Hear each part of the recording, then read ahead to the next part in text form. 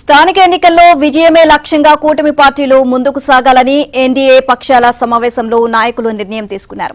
ఇందుకోసం మూడు పార్టీలు మరింత సమన్వయంతో ముందుకు సాగాలి అని అనుకున్నారు.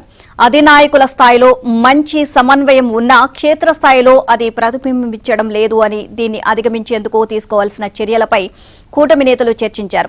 నిన్న రాత్రి ఎన్డీఏ కూటమి పక్షాల సమన్వయ కమిటీ సమావేశం జరిగింది. తాడేపల్లిలోని టీడీపీ రాష్ట్ర అధ్యక్షుడు పల్లా శ్రీనివాసరావు నివాసంలో జరిగిన ఈ సమావేశంలో మంత్రి నిమ్మల రామానాయుడు, బీజేపీ రాష్ట్ర అధ్యక్షుడు పీవీఎన్ మాధవ్, మంత్రి సత్యకుమార్, జనసేన నుంచి మంత్రి నాదెండ్ల మనోహర్, ఎమ్మెల్సీ హరిప్రసాద్ పాల్గొన్నారు.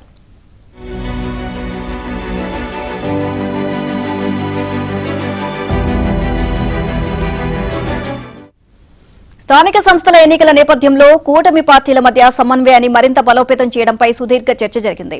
జిల్లా నుంచి గ్రామ స్థాయి వరకు సమన్వయ కమిటీలు ఏర్పాటుపై చర్చించారు. పార్లమెంట్ లేదా జిల్లా స్థాయిలో ఓ కమిటీ, అసెంబ్లీ స్థాయిలో మరో కమిటీని ఏర్పాటు చేయాలని నిర్ణయించారు.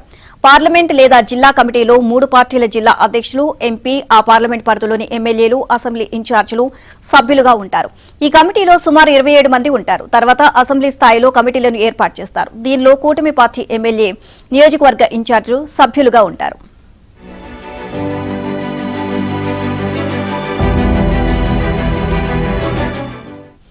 మూడు పార్టీలకు చెందిన మండల పార్టీల అధ్యక్షులు ఈ కమిటీలోనే సభ్యులుగా ఉంటారు. దీంతో మండల స్థాయి కమిటీల అవసరం ఉండదని నేతలు అభిప్రాయపడ్డారు.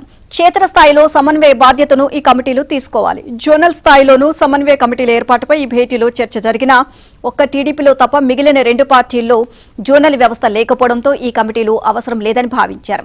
రాష్ట్ర స్థాయిలో ప్రస్తుత సభ్యులతో ఉన్న సమన్వయ కమిటీ ప్రతి 2 వారాలకు ఒకసారి భేటీ కావాలని నిర్ణయించారు. పార్లమెంట్, అసెంబ్లీ సమన్వయ కమిటీలను 18 నాటికి ఏర్పాటు చేయనున్నారు.